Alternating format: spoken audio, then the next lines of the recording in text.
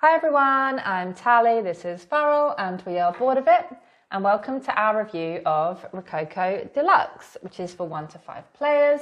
And it's a Euro from a couple of years ago, which is a fancy reprint of the original Rococo game, which came out in 2013. In Rococo, Louis XV is hosting a fancy ball, and all of the players are owners of well-known tailoring businesses. All the guys and gals want to go to the ball looking their best, of course, so you're going to have to pull out your finest work. But you'll quickly realise it's not just about putting together your best garments. If you contribute to the funding of the beautiful decorations and the amazing firework display that's going to happen, then you'll go down in history as one of the key players in the greatest ball these people have ever attended. In terms of gameplay, you're going to be doing a bit of hand management as you manage your deck of employees. There'll be a little bit of deck building as you hire new employees and kind of improve your options. There's going to be some resource collection and then some resource conversion. And there's going to be a lot of kind of area control, majority, little tussles and fights across all the different halls at the ball.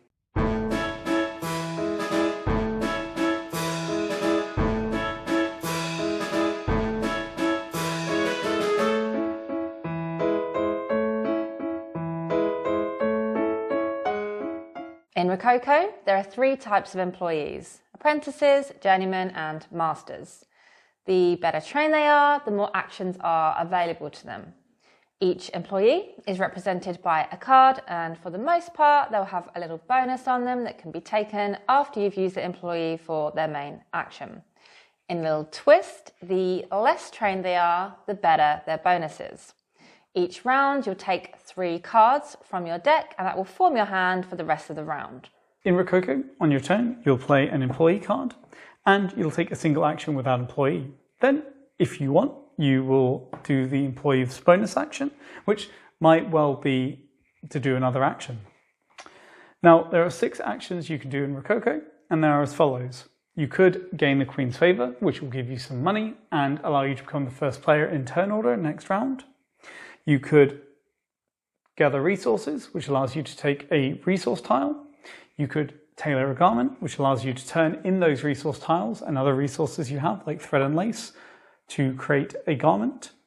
You could hire a new employee, or you could debut an employee, which means removing them from your deck of employees permanently. Lastly, you can fund a decoration, where you'll pay the cost of the decoration and put a player marker on it. These will all give you victory points, but often they will also give you some kind of bonus. So they might act as a score multiplier, as some sort of tiebreaker. They might give you more income, or just some extra victory points if you meet certain conditions during endgame scoring. The majority of what you'll be doing is collecting resources in order to tailor garments. When you tailor a garment, you can either sell it for cold hard cash, or you can show it off at the ball, in which case you'll flip the tile and place it in one of the 5 halls. The 5 halls act as an area control minigame, with victory points going to the player that puts the most garments on show. The garments themselves are also worth victory points. You'll also want to be funding decorations, as they might give you some extra income each turn, act as a score multiplier, or be a crucial tiebreaker when it comes to area majority scoring. As with many Euros, you're going to be getting victory points from a variety of places, most of which will come at the end of the game, which ends after 7 rounds. Basically, Rococo is a very good Euro. It's got a lot of different ways to score, which means there are a lot of different strategies to try out, and it shows hidden depth with repeated plays. There are a lot of different crunch points between the players with the shared marketplaces and the area majority, and these actually contribute to a game that has your head up and keeps players outwardly focused onto the main board. So if you're one to avoid the Euro multiplayer solitaires you usually find, this is definitely one worth your time, because you're going to be very much not focused on your own thing and focused on what everyone else is doing and the central board. Yeah, Rococo litters the board with things that you and all the other players really want and tells you to have at it. There's going to be new employee cards, new resources, garments and spaces in the halls, all worth fighting for. And there's often palpable tension as each player takes their turn, because you're just sitting there thinking, they better not take that green cloth that I need to tailor my garment, or they better not hire that employee that I really want to hire. They always do. Yeah, you do. You just literally took my green cloth. It's definitely the type of game that you're going to end up swearing at your closest friends, because you just can't believe how inconsiderate and thoughtless their actions are. We also really love the core of Rococo, which is the hand and deck management of your employees. You can only draw employees into your hand from your deck, and played employees only go back into the deck once the deck has been emptied. Because the different employees can do different actions, it makes for a really interesting decision as to who to put into your hand for that round, because a hand of master tailors can do everything, so you have a really good round, but then it's likely that the next round you'll only have a hand of apprentices and journeymen, so your options are more limited. Finding the balance here is really key, and it's made further interesting by the fact that you can hire new employees. Props have to go to the designers for how engaging the employee hiring aspect of the game is. You know, there are no weak links in our opinion in terms of the employee deck, and they all have their own unique ability and add value to the game.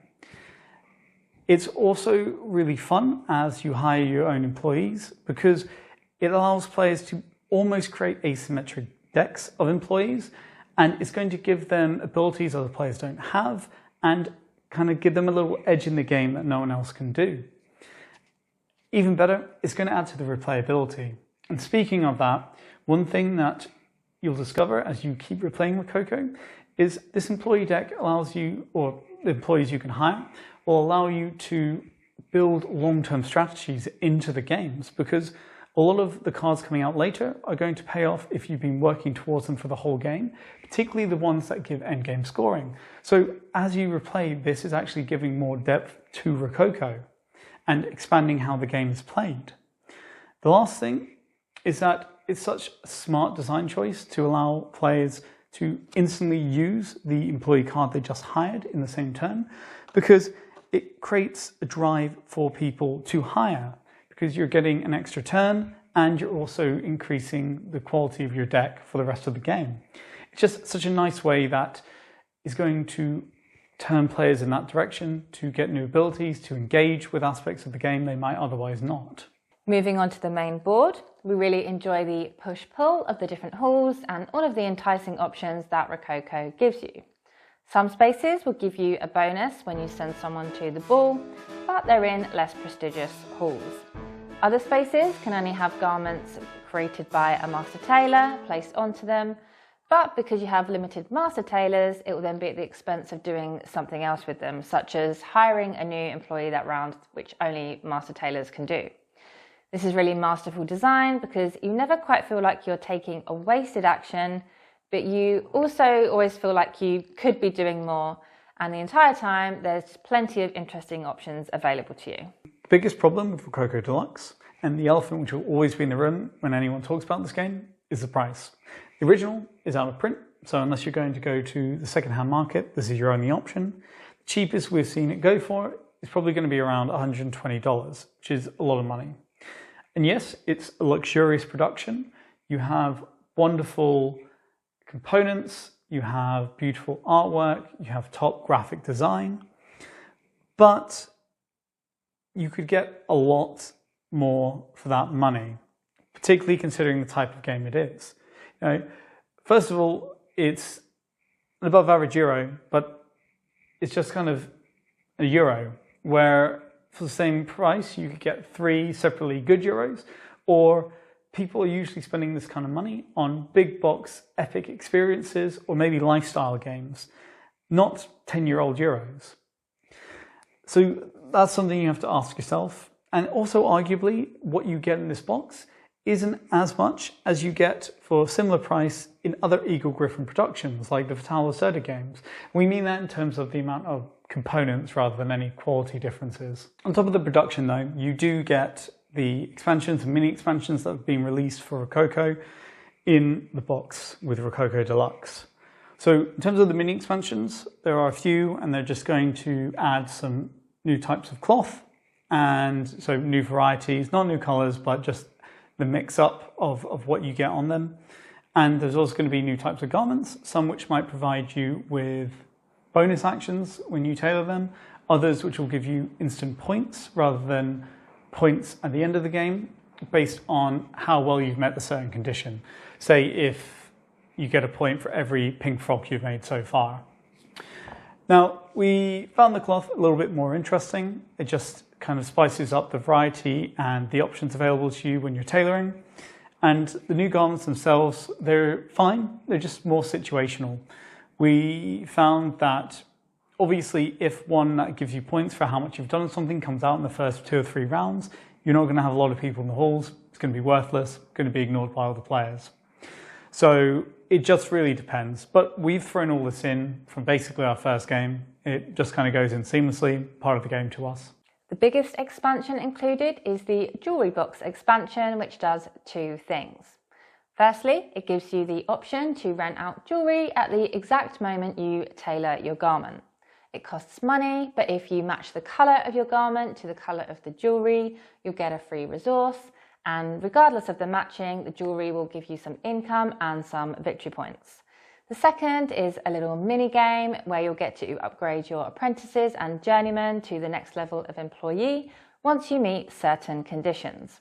You'll get to swap your employee out for the next status level of employee, and you'll get to choose from a deck of employees that have unique actions that are not found in the base game. The employee promotion system, if you want to call it that, we found to be quite brilliant. It feels like a natural extension of the hiring and debuting system. It was really fun to set up a big turn to get all your objectives out of the way, so then you could promote the next round. And it was interesting and fun to see the new powers, because you get different cards than you have in the base game in terms of employees you can get. So that was quite cool. Less cool was the jewelry aspect of this expansion, because you only have 4 jewelries and only 1 goes off each round. So if players aren't interacting with it, or if the jewelry doesn't match what's out there or what players are doing, that marketplace can very quickly become stagnant. And in our first game, we only had necklaces come out for the first 4 rounds, which wasn't very helpful to me because I was making frocks and you need to put rings with frocks. So because of how situational it can be, it can be something that's very easily ignored or be ineffective. And I do also find that the jewelry is very expensive for what you get in return, even if it's matching the garment you're tailoring. So I'm just not convinced about it. So, final thoughts. Honestly, this is a terrific game. The base game does everything so well that we really struggle to find any flaws in it. If you like interactive, outwardly focused Euros, then this is one of our favourites. Yep. Wow, good move, Sven. Unfortunately, the biggest barrier to recommend it is, of course, the price. It is a gorgeous production. It is a great box. It is a terrific game. But is it worth all that money?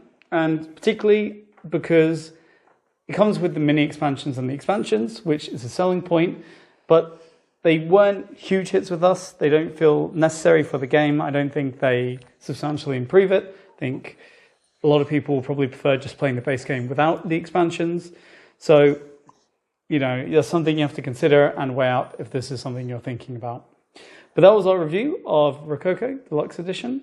We hope it was helpful, and if it was, please consider subscribing. If you have any questions about it, please just ask us down below. And most importantly, we appreciate you watching, and we'll see you next time. Bye. Bye-bye.